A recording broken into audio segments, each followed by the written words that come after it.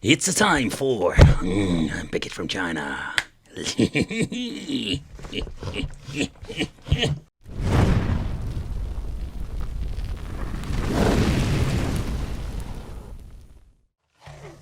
Hey guys, welcome back to the channel. It's awesome that you're tuning in. So in this video we are going to take a close look at the ultra thin mini game player. Yeah, so I've checked out a lot of these devices in the last couple of years, and I'm always feel quite intrigued to check it out just to see what you're going to get.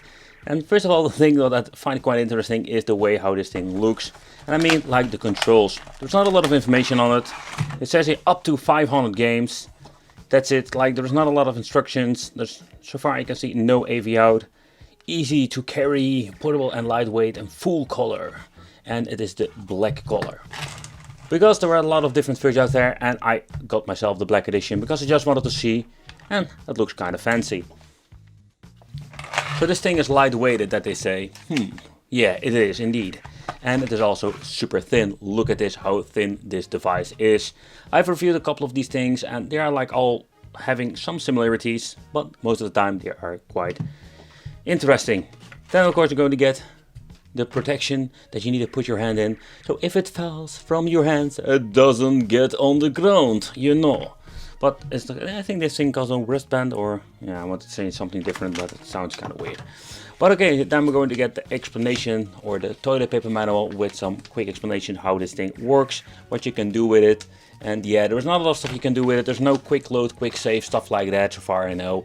It's just a basic piece of technology. So, but how light is this device? Let's boot up my weight scale. Oh yeah, 41 grams. So yeah, this thing is very lightweighted. But let's take a close look at the shell. How does it look and how does it feel and how does it play in the end? I don't know what happened with this one, but look at this cable, like it's all freaking filthy. They sent me dirty cable, but it isn't Type-C, very like hard plastic. Ugh. But let's forget about that cable. So the D-pad, yeah, every single button is made out of rubber and rubber material. So I don't know if this is going to play very well. I don't know what happens with the screen protector because there's a lot of dust underneath it. I don't know if you can freaking see it. It's freaking awful. D-pad over here. Yeah, I don't know, it's actually going to be in D-pad that plays very well. Then we're going to get a power reset, sound, select and start over there. So it's quite an interesting concept. Let's power it on. Oh yeah, and this speaker over here. For the people wondering, this is the Final Fight song. Oh, so wow, you need to press it really hard. Okay, so let me guess, when you reset it, it goes back to the main menu? Or does it go back to the... Let's try a game. Super Fight, let's reset it. Reset, you freaking thing. Okay, so no, it goes back to the language selection. Super annoying.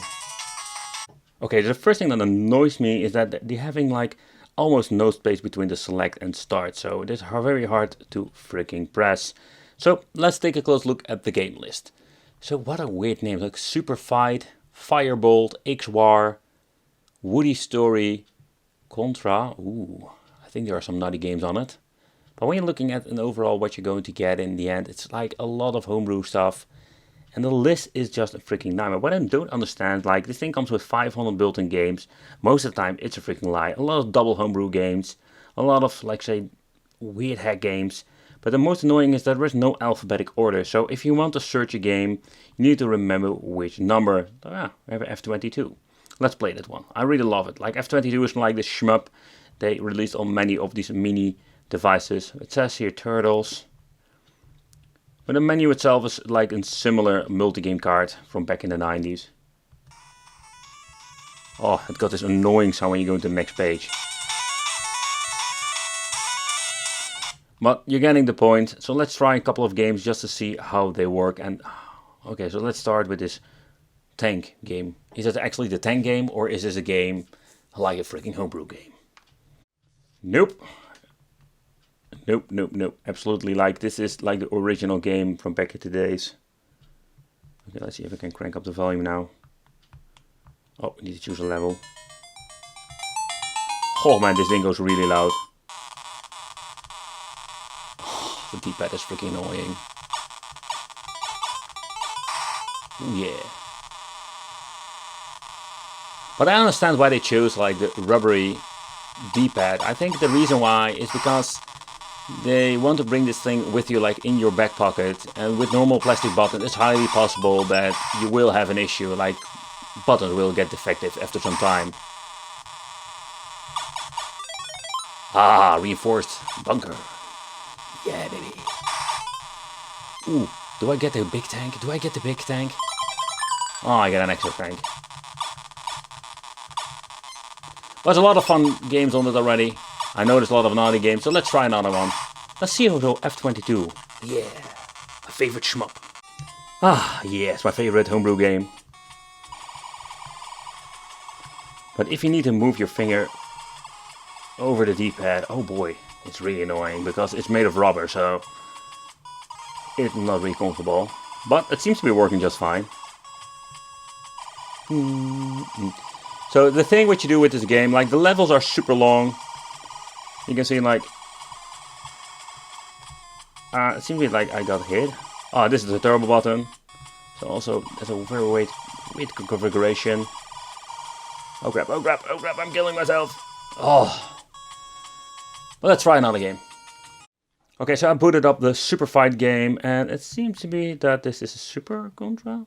So... But the music is all freaking messed up, you can hear it.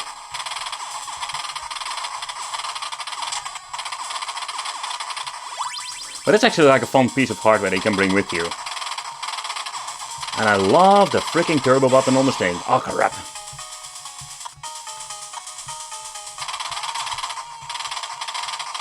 Woohoo! Turbo button for the win. Fun fact though, when I'm pressing the handheld itself, you can see like there is some movement in the LCD display. So, oh boy. If this survives your backpack, I don't know, man. I don't know.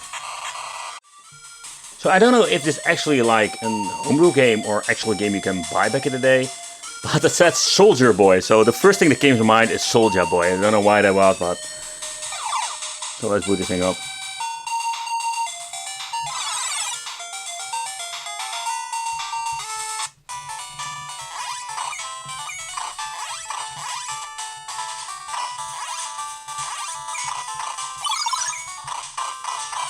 What a weird game.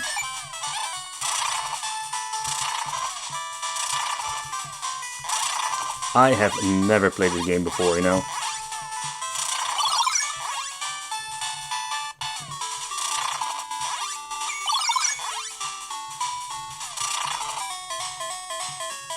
Why do I get this Mario feeling with this? So that makes me wonder how to open this thing up. Because when you're looking at it, there is no screw whatsoever. So I'm guessing this thing has been clicked together.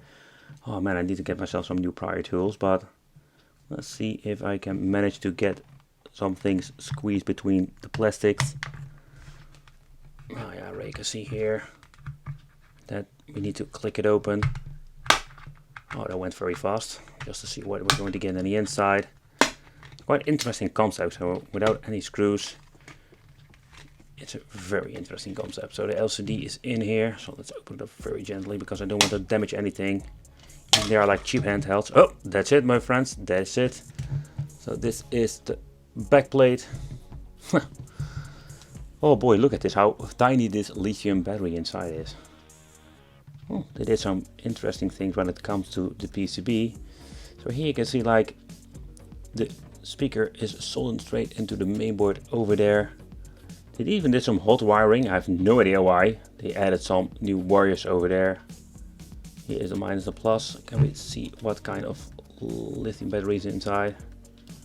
So I think I can get them out. Do I can get them out? Yep, I can. So is there any numbers on it? So this thing comes with an, let's see if I can hold it in front of the camera, 300 milliamp battery. So this even produced in 2020, as you can see over here. So if it's possible, you can even like replace the battery if needed. Here you can see the soldering on the PCB, and it's quite interesting. Like this thing looks basically like a memory card for PlayStation 2, or that is the first thing that came to mind when I saw this. Like this is the only thing But the downside is if you want to have some repairing, like here you can see like the freaking flat cable is completely soldered on the main board. So when it comes to repairing and stuff, it's not going to be an easy task. But it needs to be like a lot of work, like soldering all of these things to PCB. So even for a very thin, a very interesting piece of technology, it's like there is still a lot of stuff going on. It's not like a NES on a chip, stuff like that you're always doing. Black blobs over there. I don't see any information. It says a lot to me. It seems to be like they're using a I don't know what kind it says. I would almost say like Samsung chip, but there's not a lot of information on there. So that's it, folks. So that's the only thing that we're going to get in this very thin, tiny handheld.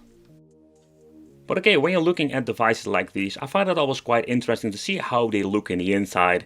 And when you're looking closely, they did a lot of soldering, especially when it comes to the ribbon cable over there, what I already told you. So when it comes to this piece of technology, it's so impressive what you can do with so less money and so not a lot of parts.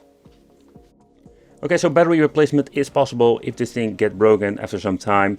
The only thing I didn't like that it is just being like sliding in here. I think nothing is really holding it in place. There are some piece of plastic maybe that holds it in place. No, not really. Like everything is being made very basically, like there is no screws, not so like double-sided tape, nothing at all. Just going to leave it by this. The weird thing is like when you're putting it back together,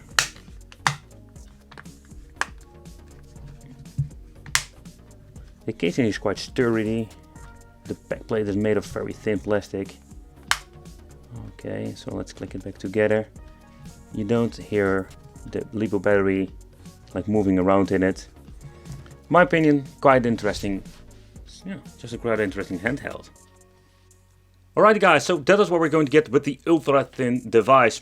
That was fun to open them up just to see how they look and what they did. And I was quite impressed. I was impressed of the soldering, how good it was, and not to forget like how much soldering. You need to take consideration these things will be slapped together in a factory super fast. And these people who made these, holy crap, like they did an amazing job and most of the time a very short time period.